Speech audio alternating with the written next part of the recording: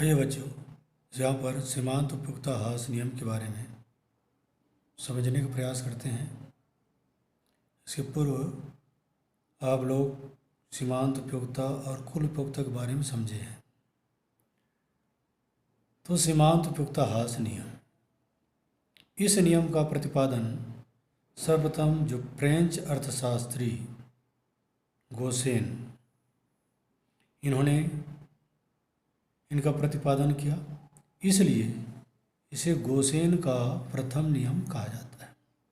अर्थात सीमांत उपयुक्तता ह्रास नियम को गोसेन के नियम से जाना जाता है, अर्थात गोसेन का प्रथम नियम कहा जाता है। तो आइए अब इसके बाद देखते हैं सीमांत उपयुक्तता ह्रास नियम का अर्थ और परिभाषा। सीमांत उपयुक्तता ह्रास नियम क्या है? यह नियम इस तथ्य पर आधारित है कि मनुष्य आवश्यकता विशेष की संतुष्टि पूर्ण रूप से की जा सकती है। यह हमारा प्रतिदिन का अनुभव है।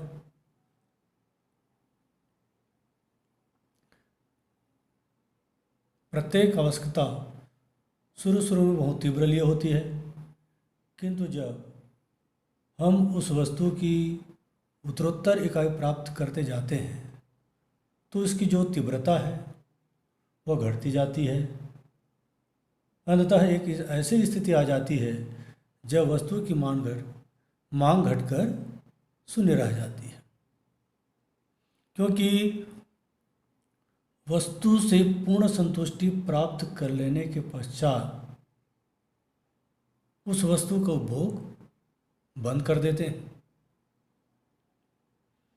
ये प्रतिदिन का अनुभव है।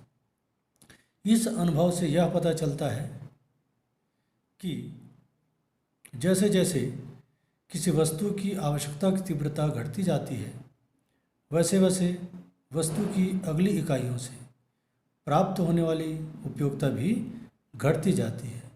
इसे ही सीमांत उपयुक्तता ह्रास नियम कहा जाता है। ठीक है, जैसे जैसे कोई वस्तु को उपभोग करते जाएंगे तो उससे मिलने वाली जो उपयोगिता है वो उपयुक्तता क्या होती जाएगी? घटती जाएगी। उसे ही सीमांत उपयुक्तता ह्रास नियम के नाम से जाना जाता है। आइए देखते हैं इसकी परिभाषा।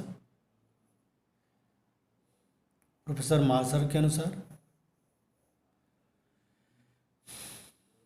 मार्शल ने अपने शब्दों में स्पष्ट किया है, किसी व्यक्ति के पास वस्तु विशेष के स्टॉक की मात्रा वृद्धि होने से उसे जो अतिरिक्त लाभ या उपयोगिता प्राप्त होती है, अन्य बातों के समान रहने पर वह वस्तु के स्टॉक की मात्रा में प्रत्येक वृद्धि के साथ साथ क्या होती जाती है? घटती जाती है। तो यहाँ पर अन्य बातों समान रहने से क्या तात्पर्य है? अन्य बातें समान रहने से तात्पर्य हो जाता है कि उपभोग की सभी इकाइयाँ गुण और मात्रा में समान होनी चाहिए, वस्तु समरूप होनी चाहिए, उपभोग लगातार होना चाहिए, वस्तु कीमत भी स्थिर होना चाहिए,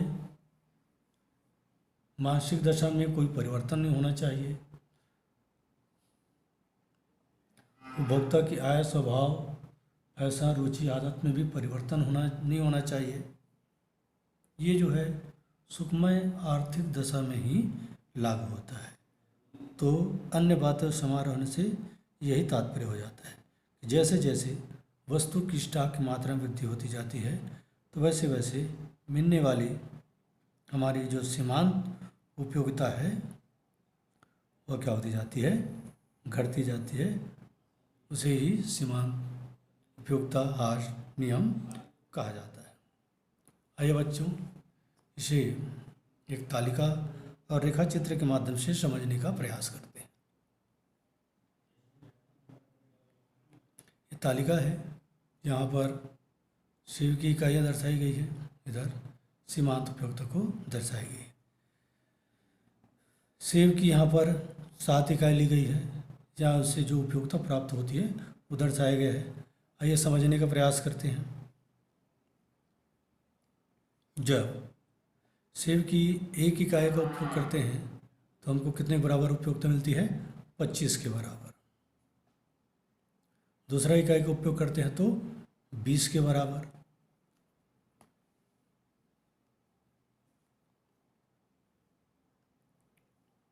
तीसरा इकाई का उपयोग करते हैं तो 15 के बराबर। चौथा इकाई का उपयोग करते हैं तो 10 के बराबर।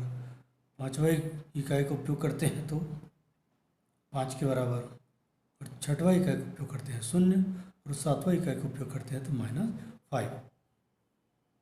तो देखा जाए जैसे जैसे हम वस्तु की उत्तरोत्तर इकाई में वृद्धि करते जाते हैं वैसे वैसे मिलने वाली हमारी सीमांत उपयोगिता क्या होती जा रही है? घटती जा रही है, अर्थात हमारी उपयोगिता में ह्रास हो रही है।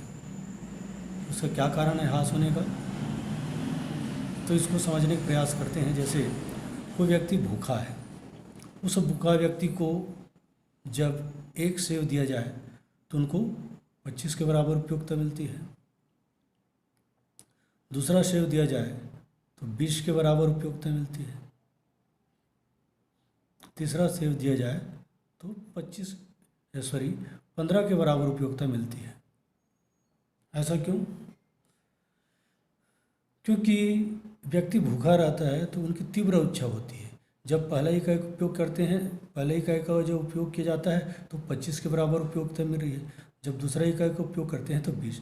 तो इससे यही तात्पर्य हो जाता है कि अब उनकी जो भूख है पहले की अपेक्षा क्या हो गई? कम हो गई। इस कारण से पहले 25 के बराबर उपयोगिता प्राप्त हुई, अब कितने बराबर? 20 के बराबर। तो इस प्रकार से हम लगातार अगर उपयोग करते जाएं तो जो हमारी जो सीमांत उपयोगिता है घटती जाती है। एक स्थिति ऐसे आ जाती है हम उस इकाई से शून्य उपयोगिता मिलती है, छठवा इकाई से। सातवां इकाई का उपयोग करने से माइनस क्या हो जाता है? 5। तो इस प्रकार से 1 से 5 इकाई तक जो उपयोगिता प्राप्त होती है इसको धनात्मक सीमांत उपयोगिता कहते हैं। छठवा इकाई पर जो उपयोगिता प्राप्त होती है 0 सीमांत उपयोगिता। सातवां इकाई से जो उपयोगिता प्राप्त होती है -5, इसको बोलते हैं ऋणात्मक सीमांत उपयोगिता।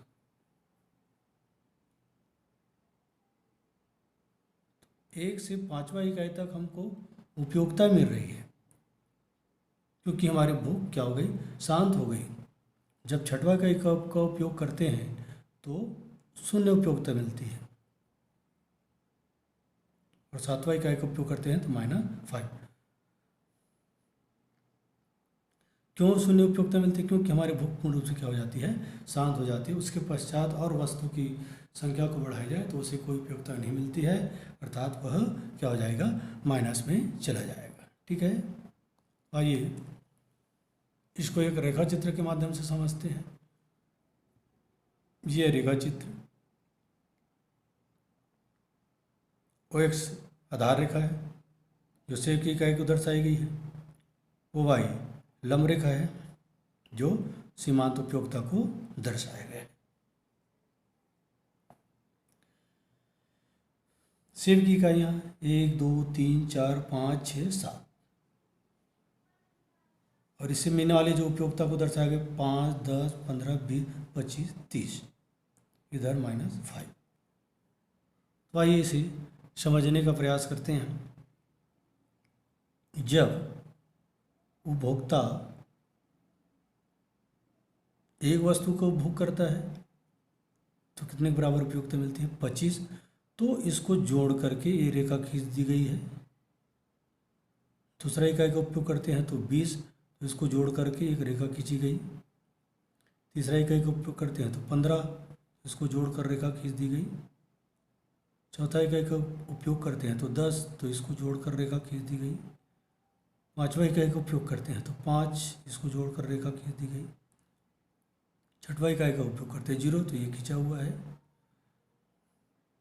सातवां इकाई का उपभोग करते हैं तो कितना उपयोगिता प्राप्त हो जाती है, -5। तो यहाँ पर -5। इस प्रकार से रेखा खींच दी गई। अब इन बिंदुओं को मिला दिया जाए। इन बिंदुओं को मिला करके क्या खींच गई, रेखा खींचने से या ऊपर से नीचे घटते हुए यह रेखा खींची गई है, ढाल को प्रदर्शित कर रहा है। बाएं से दाएं नीचे की ओर ढालों को प्रदर्शित कर रहा है। तो इसका मतलब ये हो जाता है कि जो हमारी जो सीमांत उपयुक्तता है वह क्या होती जा रही है, घटते जा रही है। इसका नाम दे दिया जाता है A, B, C, D, E, F और G। तो ए बिंदु किस बात को स्पष्ट करता है, जब वस्तु की एक इकाई का उपयोग किया जाता है तो हमको कितने बराबर उपयोगिता मिलती है, 25। बी बिंदु इस बात को स्पष्ट करती है, जब दूसरा इकाई का उपयोग करते हैं तो हमको 20 के बराबर उपयोगिता मिलती है। सी बिंदु यह बात को स्पष्ट कर रही है, जब तीसरा इकाई का उपयोग करते हैं तो हमको 15 के बराबर उपयोगिता मिल रही है। डी बिंदु जब चौथा इकाई का उपयोग करते हैं तो 10 के बराबर। ई बिंदु पांचवा इकाई का उपयोग करते हैं तो 5 के बराबर। एफ बिंदु छठवा इकाई का उपयोग करते हैं तो 0 के बराबर।